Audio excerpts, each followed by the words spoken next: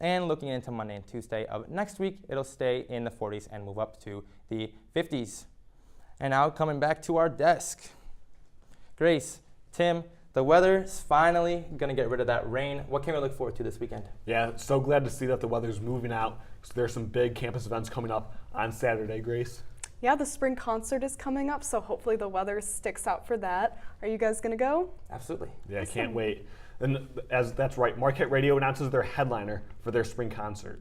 Rick Wilson will be headlining with supporting acts Dwayne and Micah Emmerich, as well as Spider Creek. The concert will be held on Friday, April 21st in the Exton Commons. The concert will also be broadcast live on Marquette University Television YouTube channel. And another big campus event this weekend, this one for suicide prevention. Suicide is the leading cause of preventable death for the 15 to 24-year-old age group, according to the Center for Disease Controls and Preventions. But an event this weekend is hoping to make a difference. The Out of the Darkness Campus Walk is being held on Saturday morning in association with the American Foundation for Suicide Prevention. The aim is to raise awareness for mental health resources available on campus. Suicide is a preventable cause of death, so we want to share that, and if we have all these resources but people don't know about them, what's the point? There's listening ears around campus. We have multiple resources here on campus, including the Student Wellness Center for health promotion, as well as the Counseling Center. MUPD has a behavioral health unit that is trained in mental health aspects. There's many great professionals around campus that don't even work in those offices that are willing to listen to students and get them the help that they need. So important to get that help, and you can register to participate or donate at this link on your screen. And it's already received $2,000 in donations. Spring is in the air with these events coming up, but students aren't the only ones buzzing around campus. Honeybees are playing an important role in on-campus research. By studying honeybee colonies, Dr. Chelsea Cook is able to learn more about human behavior. If you'd like to learn more about what all the parallels in the human society, and so I just got absolutely fascinated with how evolution and behavior mixed, and how we could learn more about how social behavior and societies evolve. And if you'd like to learn more about what all this buzz is about, check out thecooklab.org. A new pilot program kicks off at the end of this semester to repurpose items from residence halls. Carlos Gonzalez, a graduate of the College of Engineering in 2021, pitched the idea during the 2021 Brood Ideas Challenge. This program begins on May 1st and runs until May 14th. 4 residence halls will be a part of this year's program: Schrader Hall, Carpenter Tower, Cobein Hall, and Abbotsford Hall. And for those not located in those residence halls, they'll still be able to have donation bins in their dorm. Donated items will be sold at a yard sale during student move-in next school year. There's a sports team on campus whose preparation looks a little different than most sports. And that's right, Grace. I could only try to keep up with them as they race through the elements. It can be hard to find warmth in the snow, but not if you're on the Eagle racing team. It's running really well. No, it is. The brakes are really nice. The throttle's super responsive. The off-road racers compete in society of automotive, Baja, mud, sand, and yes, competing across the country and even facing schools from India, Japan, Mexico, and Canada. We basically built a car from scratch. The only thing that's stock is the engine. Everything else is student fabricated. It's putting a lot of time into the actual design, making sure everything is right. This is a blast. This is everything I could have wanted and more. Then, they had to hit the brakes. There was no team after COVID, essentially. No team and no operational car. It was a bitter, cold time. Until this school year. I started this year. I kind of didn't know much more about the team than I did freshman year. When a group of engineering students and nursing. Yeah, Michael here's a nursing major, and he knows more than everyone. Came together like perfectly fitted nuts and bolts. A small group of us like banded together and like just got the thing to work. Oh, it's too wide. Wait. Oh, guys, I think I have it. This year we've been able to get everything back on track. They had engine problems at the start of their race in the snow in Michigan in January. but made their way through the field to finish 22nd out of 43. That was awesome. So I'm kind of a pessimist. I didn't expect the car to do as well as it did. It did, thanks to the right combination of tools and effort. There you go. A little more, a little more, a little more. We used to have a tool to do that. Special tools for simple tasks.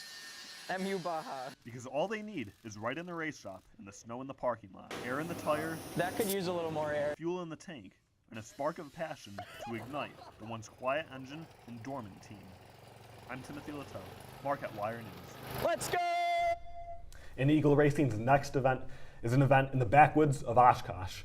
And Grace, I went there and they let me drive the car. Really? How fast did you go? Only 30 miles per hour, but that's because they're racing over rough terrain, a lot of big logs and rocks and things like that where they have to make a lot of repairs.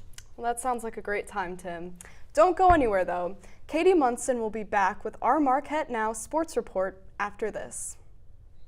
So, I just moved in with this family, and it's embarrassing. The little one, he likes to go outside and crawl around in the giant litter box. I don't know what he's doing. I mean, I was born and I knew how to use the litter box. Look at that. That's disgusting. Oh, poop already. You're making me nervous. Oh, okay, I can't look at this anymore. I really hope he grows out of this. Welcome back. I'm Katie Munson with your Marquette Now sports report. Coach Duffy and the Golden Eagles make 2 splashes in the transfer portal. Former Lehigh University guard Franny Hottinger announces on Monday that she is transferring to Marquette for her final year of eligibility. Hottinger comes to Marquette as the reigning Patriot League Player of the Year after averaging 20 points and almost 10 rebounds for the Mountain Hawks.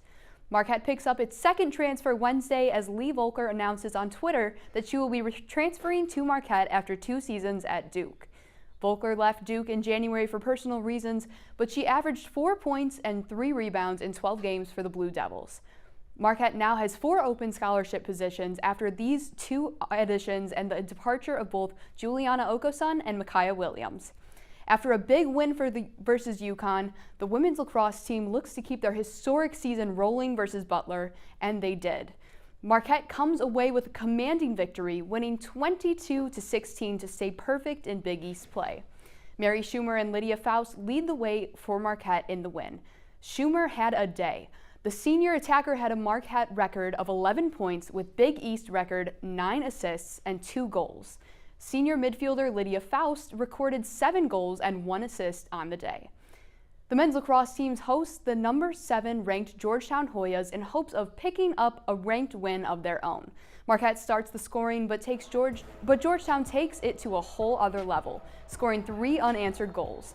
The Golden Eagles score 2 quick goals while the rest of the first quarter is tight as the Hoyas and Golden Eagles trade goals and end the frame tied at 5. The second quarter is a low-scoring affair and the Hoyas head to the break up 8-7. This game is very close. Both teams trade goals until Georgetown starts to pull away at the end, going up by 2 with 3 minutes left in regulation. After a quick goal, Marquette is down 1 and in need of a miracle. And the lacrosse gods deliver. Sophomore attacker Will Foster picks up a clutch rebound and gets the goal. In heartbreak, Georgetown strikes a goal in overtime to take the victory. Coming up this week in athletics, the men's lacrosse team heads to Pennsylvania this Saturday to play the Villanova Wildcats at 11 a.m. with the hopes of getting back into the win column. The women's lacrosse team looks to stay in perfect Big East play this Sunday as they too travel to Villanova to take on the Wildcats at 11 a.m. That's it for sports, but don't go anywhere. Marquette Now will be right back with our Down to the Wire segment.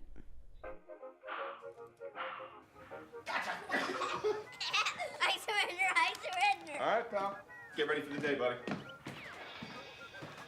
Hey, Dad. Hey, Dad. Do we have a gun? What's that? Do we have a gun?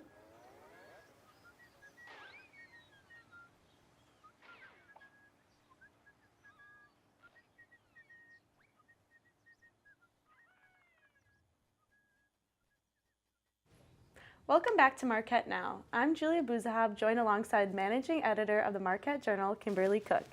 She's here to talk about this release of this semester's journal, Louder Than Words. Thank you so much for joining me tonight, Kim. How are you doing? I'm good, Julia. How are you? I'm good. Thanks for asking. So yeah, like I said, Louder Than Words is coming out tomorrow. How are you feeling about that? And what does Louder Than Words mean to you? And why did you pick that? Yeah, it's actually a very surreal feeling to, see something that we've been working on as a newsroom for, about 3.5 months now, finally come, to in the physical format. We got the journals today, and they're, on campus, but just being able to tangibly hold it in your hands is something really special. And in terms of what the theme means to me, Louder Than Words is all about bringing voices to the forefront of society that aren't necessarily heard, giving them a megaphone in a sense. But with those voices actually come the actions that associate with them. Because you often hear people say actions speak louder than words, and I feel like this journal encapsulates that really well. Yeah, and talking about that, what kind of content is going into the journal this year? Yeah, so this semester the journal is, pretty much everything that we do here at The Wire. We obviously have our print magazine. It's also digital, of course. But, we also have our journal show, which we did last Friday. That's on YouTube. And then we also have our playlist that we usually do for the journal. And then something new that we added was our podcast series, which is something that's going to be really cool. Shedding some light on some voices that we might not necessarily hear as well, and giving them a platform. And what kind of things inspired you as you were creating this semester's journal? Yeah, so I would give a ton of credit to the design team here at The Wire, because while I conceptualize the words and what the stories are going to be, they really bring it to life with the color scheme and the patterns that they use. I really wanted to, as we were designing the pages for the journal, incorporate, the different color palettes and, motifs that they used in the pages into the different aspects, like, the podcast and, playlist, and making sure that everything was cohesive and made a product that we could all love and, cherish. And what are you most looking forward to tomorrow during the release day? Yeah, I'm just really looking forward to people finally, being able to have it and hold it, and seeing people's reactions to it. It was the thing I loved most about Life in Color last semester was walking around campus and seeing people holding the journal in their hands. So I think this semester is going to be a little bit more bittersweet, being that it is my last journal as managing editor.